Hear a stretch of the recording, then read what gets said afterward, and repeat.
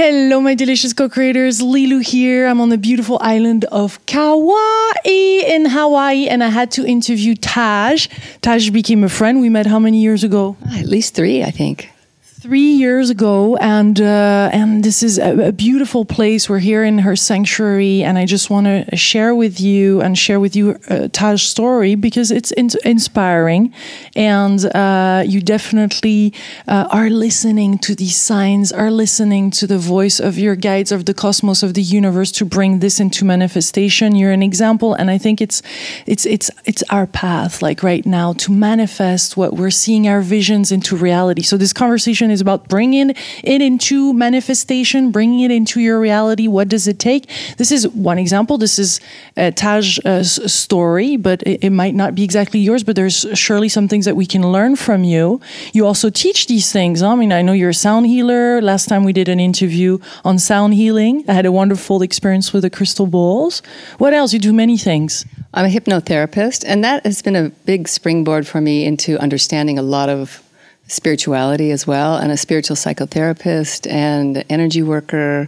And I teach about flower essences and how to make essential oils and essences and a lot of things that have to do with nature.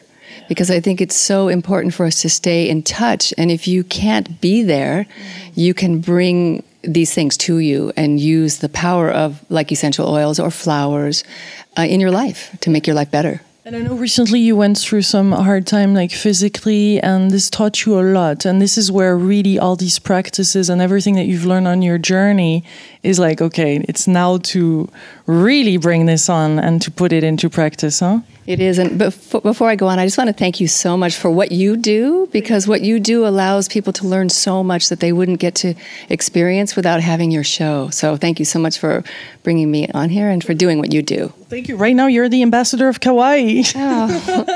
I love it. It's my passion, and I know you interview people too. And we just do this because I think it's important to have this information circulate and be transmitted and shared.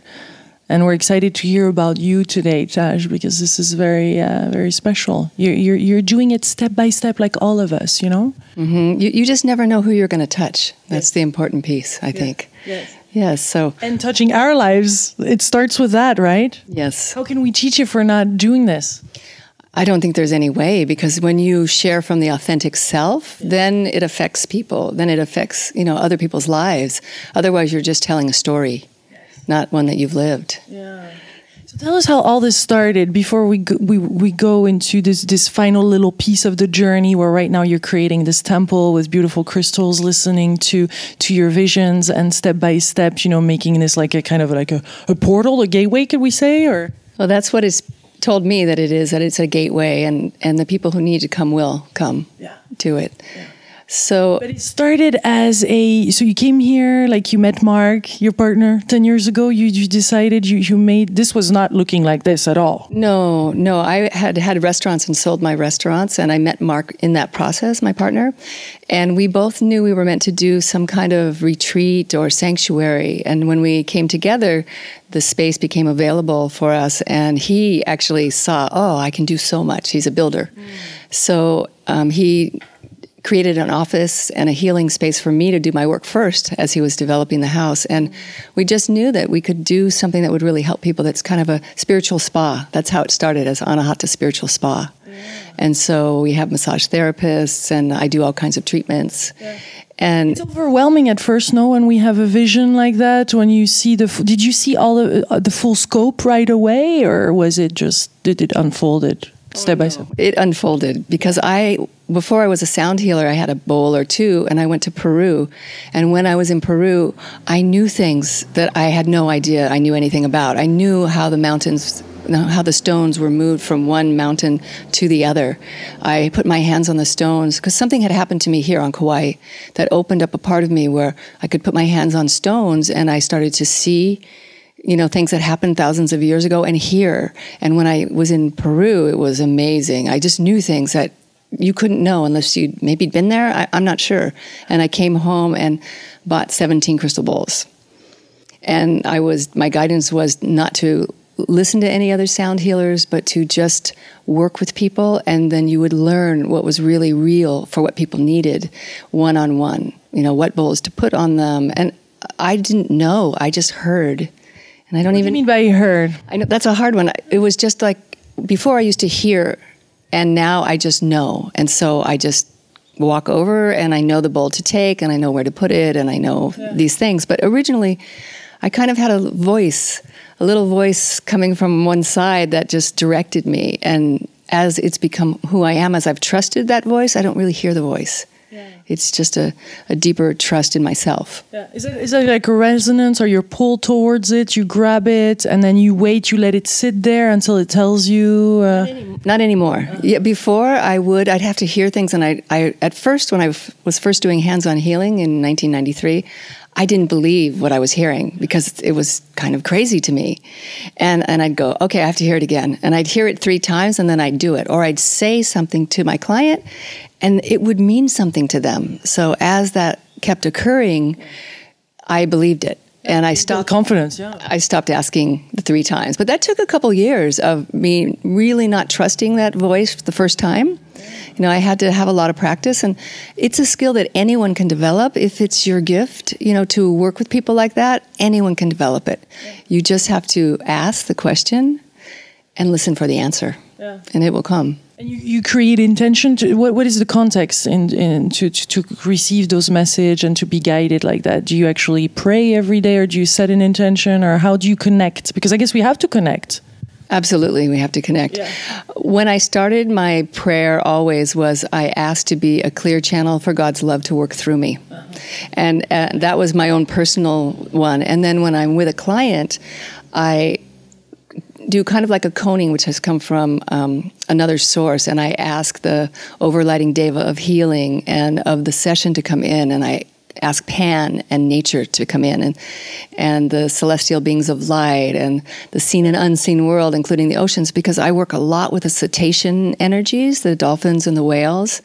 And that may sound strange to some people, but that's such a high frequency that you'll know if you ever get to swim with them or be near them, it creates so much love and joy. So working with that frequency is so amazing for people. And then I call in the elements and the 4 directions and really ask for help and the guides and the master teachers of this person and of myself. It's so beautiful to know that we can connect with those forces. It's unseen, and yet it feels so real. It really is real. It's just that no one taught that to us. And mostly we've been taught to not honor that part of ourselves that can access other dimensions. And we're a multi-dimensional being. We're not just this body that's here.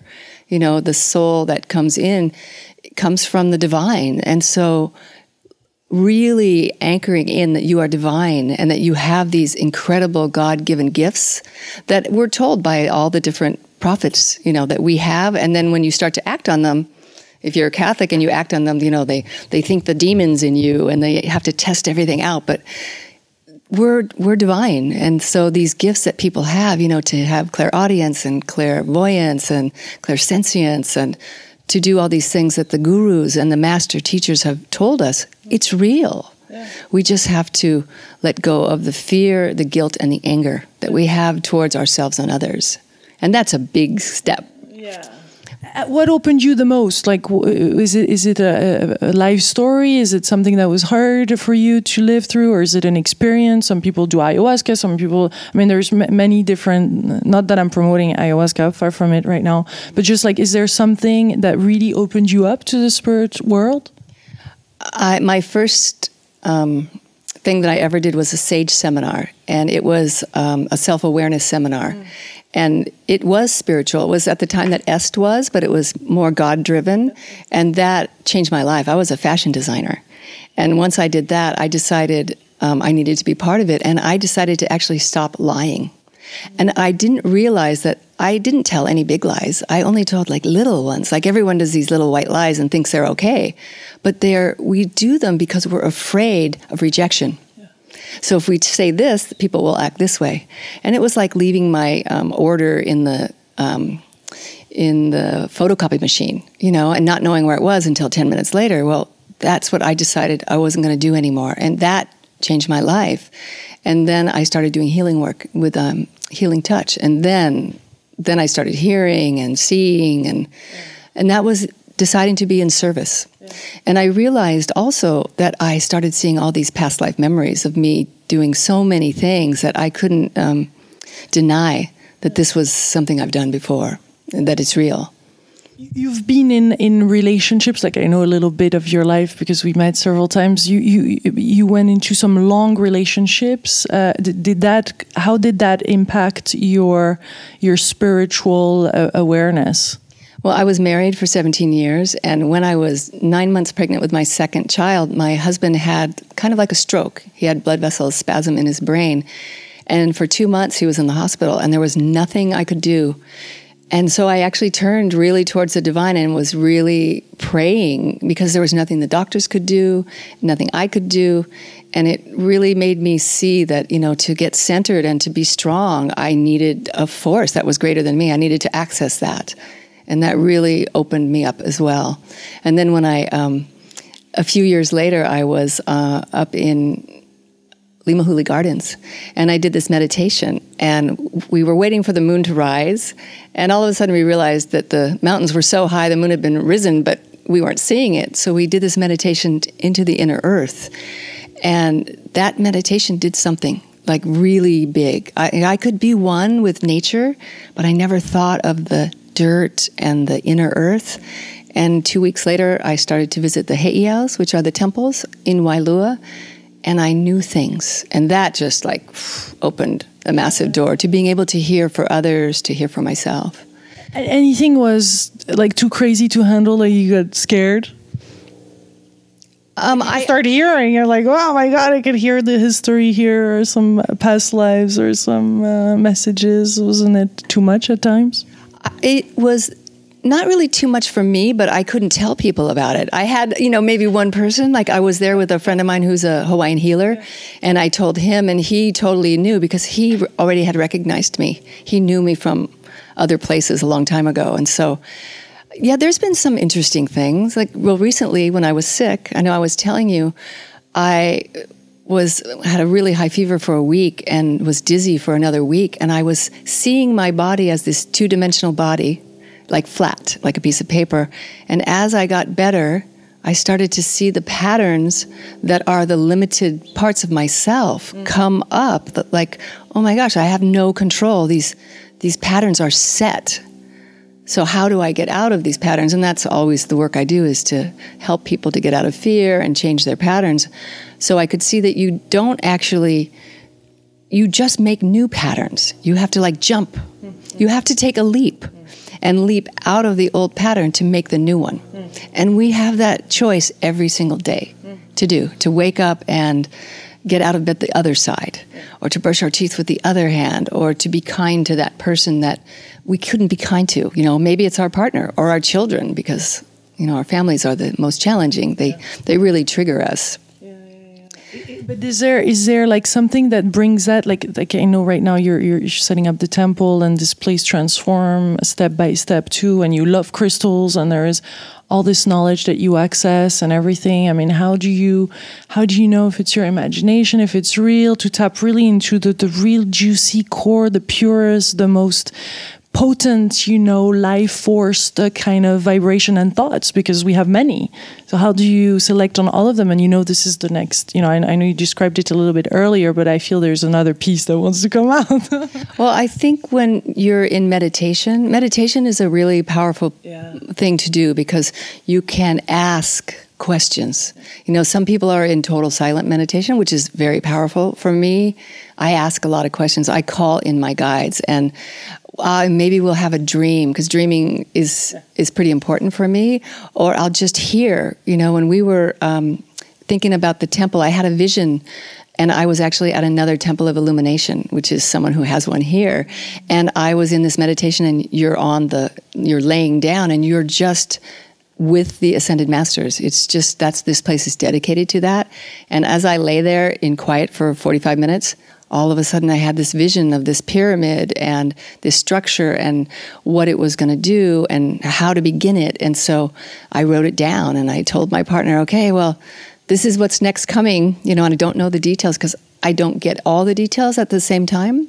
And then my brother shows up with 900 pounds of crystals that he's dug out of a mine in Arkansas. And, you know, it's like these things show up, and people came to teach us more about pyramids. And, you know, I saw that I had to have copper and I need to make these shapes. So it just came piece by piece, you know. And going to different places also is so inspirational. I went to the Integratron in Joshua Tree and was in this place that was created by a man who was guided by the Venusians. They came in a ship, and he was an engineer for Howard Hughes. And he and his son-in-law saw this ship, went in, he was given complete plans and built it, and now it's a sound temple. And in this place, it was very, very powerful to just lay there, and it was very inspirational. Yeah. So you take the pieces, and then you see, okay, what's really real for me? What's really going to work and make my soul sing? Yeah. And then for me, it's all about being in service. Yeah. So how is this going to be in service for others, you know, as well as myself? Yeah. Yeah. As you're fully enjoying it, I guess the joy and the transmission of that and of what you're seeing in your vision then also creates the vision for others, and something really happens there. So why not making ourselves fully aligned with all our vision and making and having fun with it, and then we play along, yeah? Instead of trying to do it the reverse way. I think that's the way. And for me, a lot of times my messages come in the way I need to hear them. So, like, I thought this temple was going to be a sonic temple, just for sound.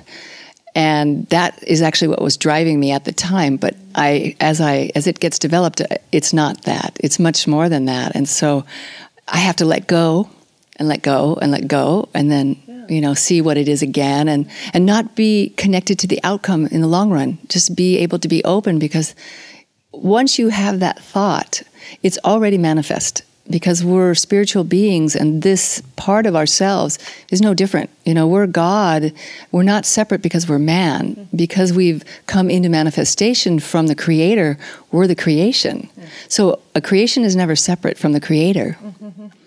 You've been collecting all these stones and crystals for a long time. Then it made even more sense to have this structure. And by the way, right now, as it looks, it's like under this tent, and it's got like a copper in a lines, I guess, or tubes. It's a copper pyramid. It's a 20-foot base copper pyramid, and it goes up about 13 feet. Yeah.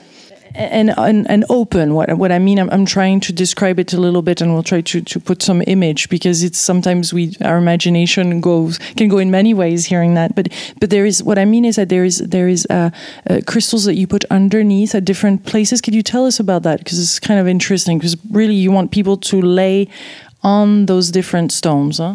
The base is on the ground, and it's 2 10-foot copper spirals in each corner, and one corner has a 10-foot copper Merkaba, 3-dimensional, but it's in 2 dimensions. And then the other corner has a circle, that's a copper circle, and then sand, and then a 10-foot copper Star of David with crystals on all the points in the center, and then gravel, and then every 4 foot by 6 foot, there's crushed crystals on top of the gravel. And there's 14 different ones in it, and then lahala mats. So, and then there's crystals hanging down from the top, kind of looks like stars. Yeah. And you can lay down in each section and have those crystals underneath you, and then lay crystals on top, or just sit in meditation. So it's really transmitting the energy of the crystals into us, and the energy of the earth coming up. And the intention with the sound was that the sound would go down into the earth through the copper, and what the energy that would come up would be affecting us. So it's really, you know, it's on the earth, it's got screens around it, it's not a hard structure, it's not a building. And then it has a big crystal hanging in the middle, and then amethyst attached to the copper base, so there's 31 on each side, and then big crystals, there's 18 on each side, about 4 feet from the top. So it's a chamber of some sort, and, you know, whoever comes... It's going to evolve. They'll know what it's for, probably more than I do. Yeah. And it's going to evolve throughout the months, the years, I guess. Right now, this is opening. and this is exciting. And you're opening a store here too? I am. I have a little store. I sell crystal bowls, and is it part of this? Mm-hmm, yes, and I do sell crystals, and I'm creating actually my own crystal bowl that's not quite ready yet. A little bit different than what you see in some of the other places. So it should be exciting as well. Yeah. I'm excited to next time I'll be here to check out where you're at and see how all those manifestations from up there are manifesting on Earth. So thank you so much, Taj. It's always a pleasure to see you and to spend time with you in here to resource. And I just love the frequency and the vibration of this island.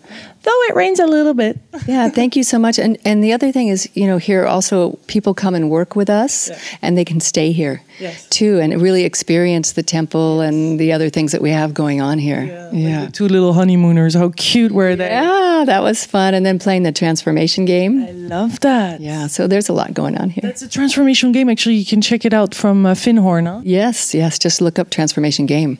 Oh, it was so cool. You have to check this out. Well, thank you so much, Taj. I wish you an amazing trip in Scotland, because that's where you're heading, huh? You're traveling quite a bit. I am traveling again. I'm very excited. Yeah. What are you doing there? We're going to do a 100-mile hike on the West Highland Trail with my two daughters, and then go to Findhorn, actually, and see what it's like in the Orkney Islands and Iona. Have an amazing trip. And to all of you Juicy Co-creators all around the world, my God, we send you so much love, and you're so blessed, and we're sending you so good vibration and energy throughout this video. Please share it, like it. Let's share it wildly, and I'll send you so much love from this beautiful, delicious island. Thank you, Taj. Thank you, and aloha. Aloha, mahalo. Bye.